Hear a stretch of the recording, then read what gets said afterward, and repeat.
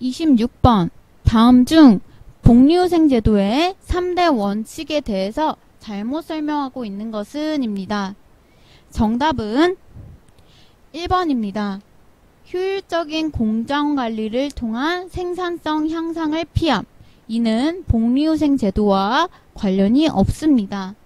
나머지 2번. 복지시설이 경쟁사나 해당 지역의 산업 등과 비교하여 큰 차이가 나지 않도록 실시함. 이는 우리 적정성과 관련이 있을 거고, 국가에서 실시하는 복리후생 시설과 중복되지 않도록 실시함. 이는 합리성의 원칙과 관련이 있을 것입니다. 복리후생 제도의 운영은 노사 협력을 확보하는 차원에서 실시함. 협력이라는 단어가 들어갔기 때문에 협력성의 원칙과 관련이 있습니다. 27번. 법정 복리후생의 하나로 기업 내 종업원 및 그 가족에게 발생하는 질병의 치료나 사고를 예방하기 위해서 실시되는 강제적 사회보험은 무엇인가? 라고 하였습니다. 정답은 2번입니다. 자, 질병과 관련된 것들은 다 건강보험이라고 하였죠.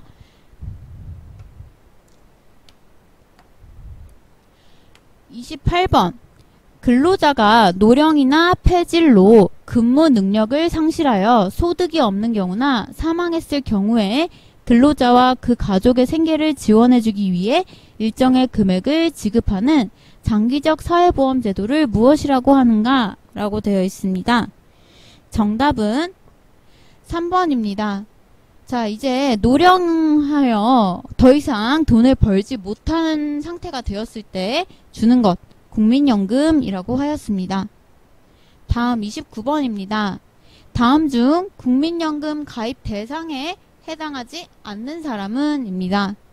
정답은 1번입니다. 자, 만 65세라고 했습니다. 자, 이는 해당하지 않습니다. 우리 국민연금 가입 대상은 18세에서 이제 60세 미만이라고 하였기 때문에 정답은 1번이 됩니다. 30번. 다음에서 설명하는 것과 관련이 높은 것은 산업구조 조정에 따른 잉여 인력이 새로운 산업으로 신속히 이동할 수 있도록 지원함으로써 산업구조 조정을 촉진하고, 이제 실직 근로자의 생계를 제도적으로 보장함으로써 생활 안정을 도모하고 각종 고용 정보 제공 및 직업 상담 등을 통해 재취업을 촉진한다 라고 했습니다. 정답은 1번 고용보험이 될 것입니다. 다시 이제 재채용되기 위해서 하는 것이겠죠. 다음 페이지입니다. 31번. 다음 보기의 사례에서 A씨가 혜택을 받는 사회보험은 무엇인가? 입니다. 자, 정답을 찾을 수 있는 키워드가 들어가 있습니다. 실업급여라는 단어가 보이면 떠올려야 하는 건 3번 고용보험이었습니다. 32번. 다음 중 고용보험 가입 대상에 해당하지 않는 사람은 입니다. 정답은 1번입니다. 자, 사립학교 교직원 혹은 공무원은 이제 고용보험 가입 대상과는 상관이 없다라고 하였습니다. 33번. 고용보험의 구직급여 수급 요건으로 보기 어려운 것은 입니다. 정답은 1번입니다. 자, 자발적인 사유일 것이라고 되어 있습니다. 자발적일 경우에는 이제 구직급여 수요 요건이 되지 않습니다. 34번. 다음 사회보험에서 보험료 전액을 기업 사용주가 부담하는 것. 자, 100% 이제 부담한다 라고 하면 정답 4번 산업재해 보상보험 혹은 산재보험이라고 하였습니다. 35번.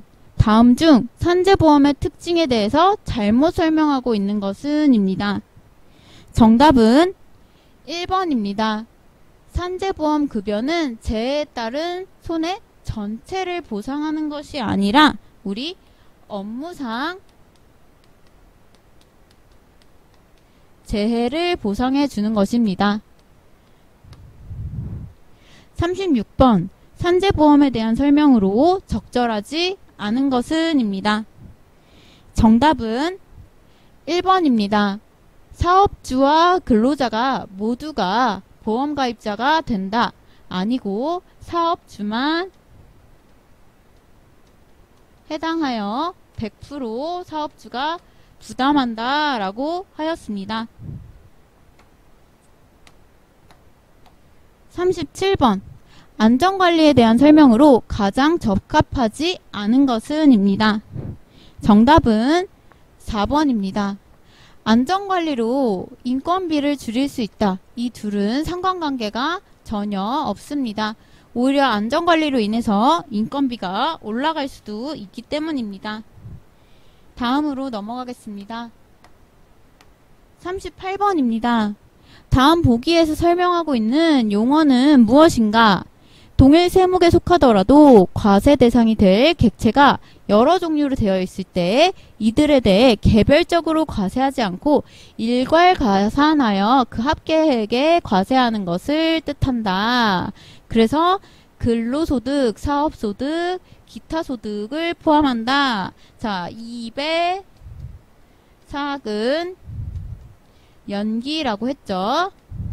따라서 이는 종합과세가 됩니다. 3번입니다. 39번 원천징수에 대한 설명으로 옳지 않은 것은 입니다. 정답은 3번입니다. 원천징수 의무자는 납부세액이 있는 경우에만 역시 만이라는 단어 나오면은 주의하기로 하였습니다. 있는 경우에도 그렇지만 없는 경우 역시 원천징수 이행사항 신고서를 세무서에 제출하도록 규정되어 있다가 정답입니다. 따라서 3번이 옳지 않습니다. 40번 다음에서 근로소득에 해당하는 것은 입니다. 정답은 1번입니다. 학교에 강사로 고용되어 지급받는 급여는 이제 근로소득에 해당합니다.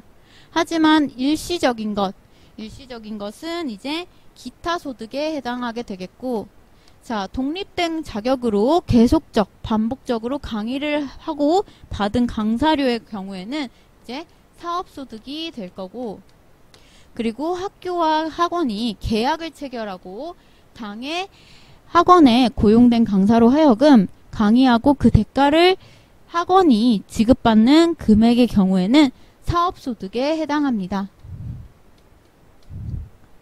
41번 다음 근로소득 중 비과세 근로소득에 해당하는 것은 자 정답은 3번입니다.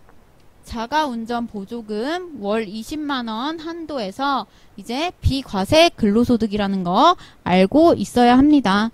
여기에 식대가 10만원 이하일 때 포함된다 라고 하였습니다. 42번 보겠습니다. 정답은 4번입니다.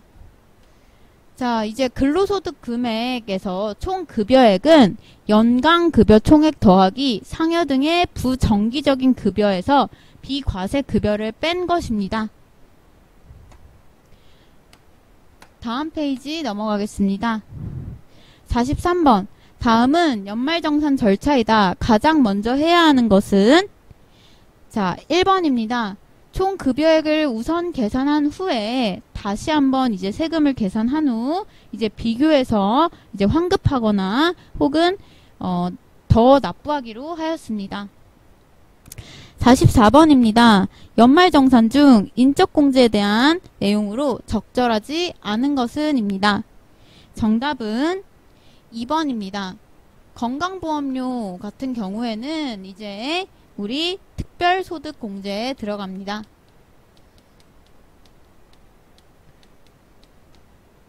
자, 보험료는 이제 특별소득공제라는 거 알아두시고 넘어가도록 하시기 바랍니다. 나머지 뭐 장애인이나 경로우대 본인은 인적 공제에 해당한다는 것도 이제 포함해서 알아두시기 바랍니다. 45번 연말정산에서 기본공제를 설명한 것으로 적절하지 않은 것은 입니다. 정답은 4번입니다. 부양가족 부모 형제 자매는 모두 주민등록상 같은 세대를 구성하지 않아도 됩니다. 구성하지 않고 이제 해도 상관없습니다. 나머지 이제 정답지는 꼭 암기해 두시기 바랍니다. 46번 다음 중 연말정산 인적공제에서 본인, 배우자, 부양가족 등에 대한 기본공제 금액은 자, 기본공제 금액 정답은 한 명당 150만원입니다. 3번 되겠습니다. 자, 마지막 두 문제입니다. 47번 다음 중 연말정산 인적공제 중 추가공제에 해당하지 않는 것은 입니다. 아까랑 비슷한 문제죠. 정답은 2번입니다. 자, 보험료는 우리 특별소득공제라고 했습니다.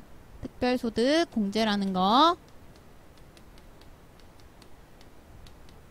기억해 두시기 바랍니다. 다음 48번입니다. 다음 중 소득세 계산에서 특별세액공제 혹은 특별소득공제인 것은 입니다. 자, 그러면 보험료가 들어가겠죠? 따라서 정답은 2번입니다. 보험료 공제, 의료비 공제 혹은 교육비 그리고 기부금과 같은 것은 다 특별세액 공제에 들어가게 됐습니다. 자, 여기까지 지금 단원정리 실전평가 문제를 풀어보았습니다.